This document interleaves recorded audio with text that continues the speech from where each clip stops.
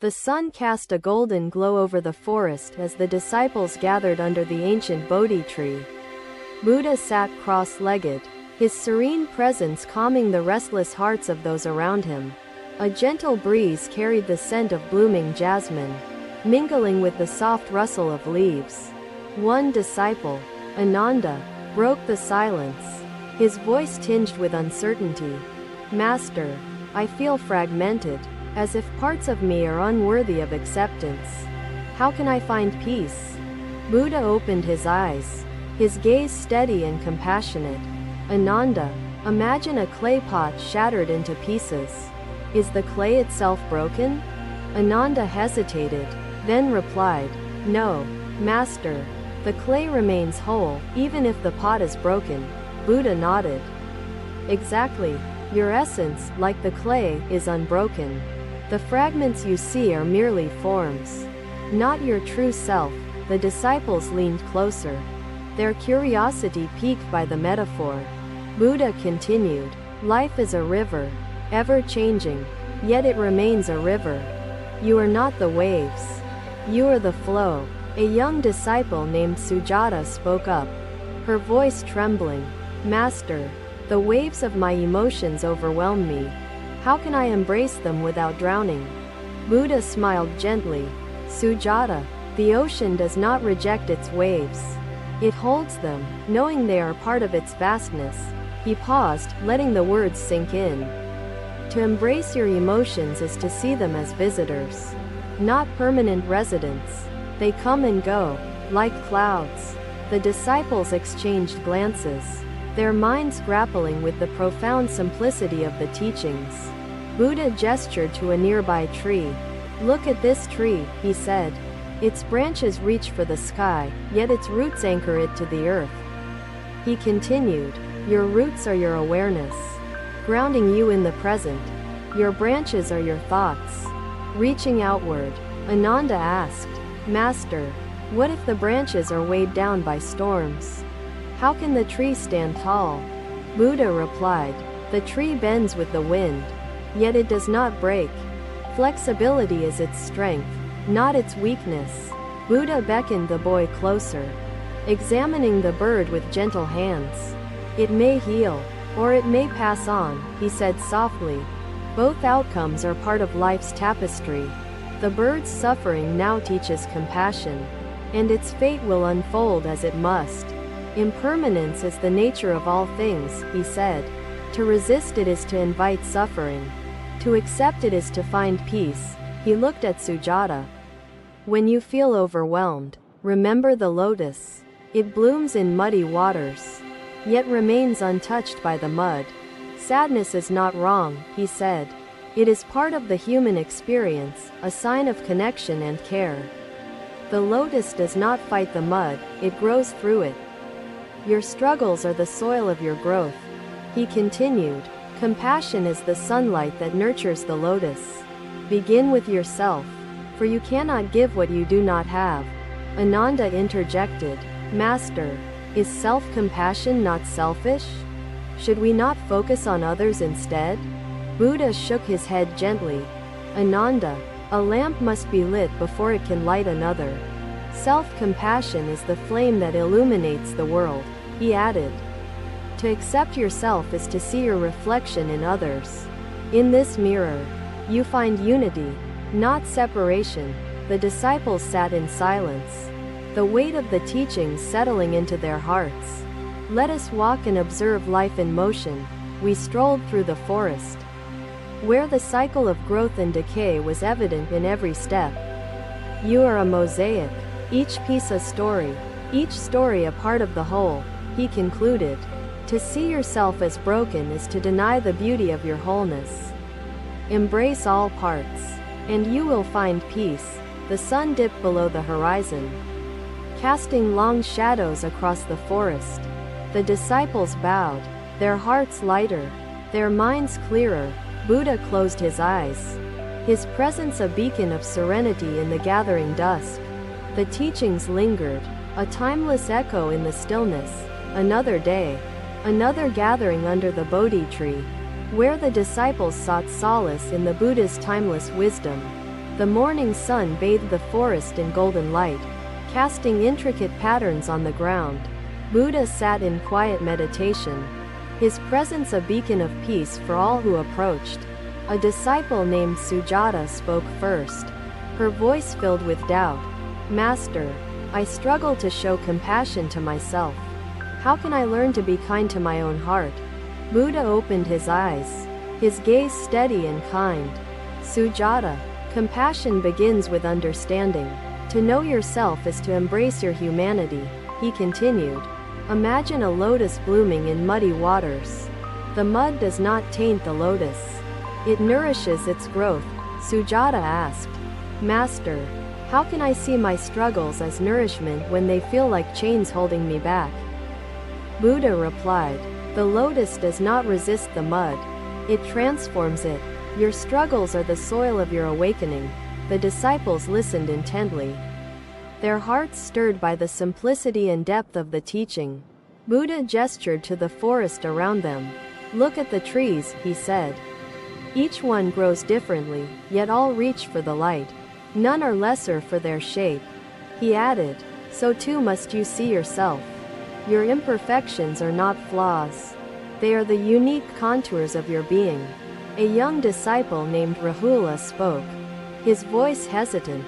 Master, I feel unworthy of love and compassion.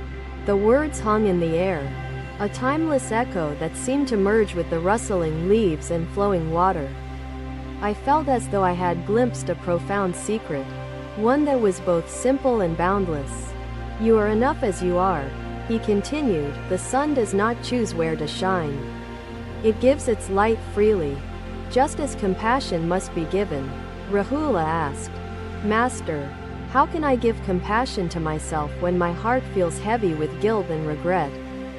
Buddha replied, guilt and regret are like shadows. They cannot exist without light.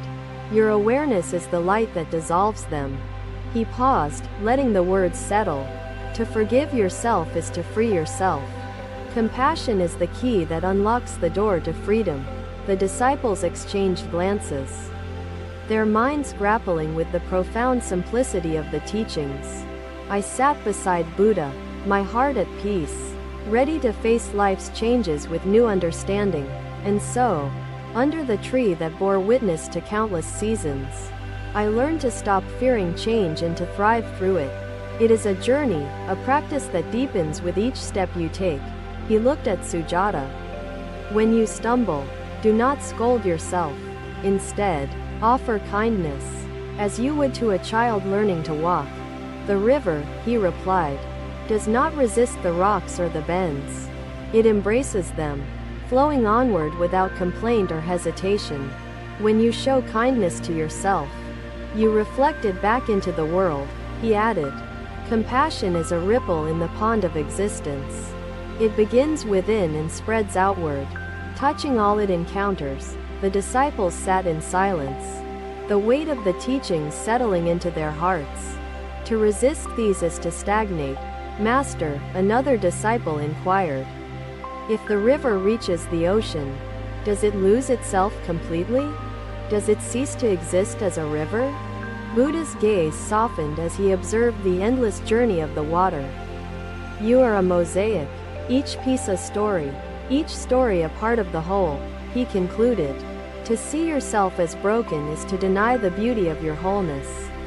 Embrace all parts, and you will find peace. The sun climbed higher in the sky, casting long shadows across the forest. The disciples bowed, their hearts lighter, their minds clearer. Buddha closed his eyes, his presence a beacon of serenity in the gathering light. The teachings lingered, a timeless echo in the stillness. Another day, another gathering under the Bodhi tree, where the disciples sought wisdom in the Buddha's serene presence. The evening sky painted hues of orange and pink, casting a tranquil glow over the forest. Buddha sat in quiet meditation, his calm radiating peace to all who approached. A disciple named Rahula spoke first, his voice filled with uncertainty. Master, I feel disconnected from others. How can I find unity in this fragmented world? Buddha opened his eyes, his gaze steady and compassionate. Rahula, imagine a jewel with many facets. Each facet reflects light, yet all belong to the same jewel, he continued. Your experiences are like facets of the jewel. They may seem separate, but together they form the wholeness of your being. Rahula asked, Master, how can I embrace the facets that bring pain and sorrow? They feel like cracks in the jewel. Buddha replied, pain and sorrow are not cracks. They are reflections of your humanity. To embrace them is to honor your wholeness. The disciples listened intently, their hearts stirred by the depth of the teaching. Buddha gestured to the stars above. Look at the stars, he said. Each one shines alone, yet together they create constellations that guide travelers. Unity is found in connection, he added, so too must you see yourself. Your fragments are like stars, each contributing to the constellation of your true self. A young disciple named Sujata spoke, her voice trembling. Master, I feel isolated in my struggles. How can I find connection when I feel so alone? Buddha's gaze softened.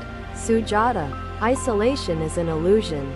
Just as the ocean connects all waves, so does life connect all beings. He continued, to find connection, begin with compassion. When you offer kindness to yourself, you open the door to unity with others. Sujata asked, Master, how can I offer compassion to others when my heart feels heavy with its own burdens? Buddha replied, compassion is not diminished by burdens. It is strengthened by them. Your struggles deepen your capacity to understand others. He paused, letting the words settle. To give compassion is to receive it. In the act of giving, you find the connection you seek. The disciples exchanged glances, their minds grappling with the profound simplicity of the teachings. You repay it by living in harmony with its flow, he said. Respect its gifts and its transitions. To resist it is to invite loneliness. To embrace it is to find belonging. He looked at Rahula. When you feel fragmented, remember the jewel. Its facets are not separate, they are part of the whole. Rahula's eyes filled with tears. Master, how can I remember to see the whole when the fragments feel overwhelming? Buddha replied, the whole is always present, even in the fragments. To see it, you must look with the eyes of compassion. He added, compassion is the thread that weaves the tapestry of life. It binds the fragments into a harmonious whole. The disciples sat in silence, the weight of the teachings settling into their hearts. Buddha's voice carried a note of finality. You are not broken, he said. You are a constellation, each star a story, each story a part of the whole. He concluded, to see yourself as broken is to deny the beauty of your interconnectedness. Embrace all parts, and you will find peace. The stars twinkled above, casting a gentle light over the forest. The disciples bowed, their hearts lighter, their minds clearer. Buddha closed his eyes, his presence a beacon of serenity in the gathering night. The teachings lingered, a timeless echo in the stillness. He knelt by the edge, his reflection merging with the serene beauty of the flowers.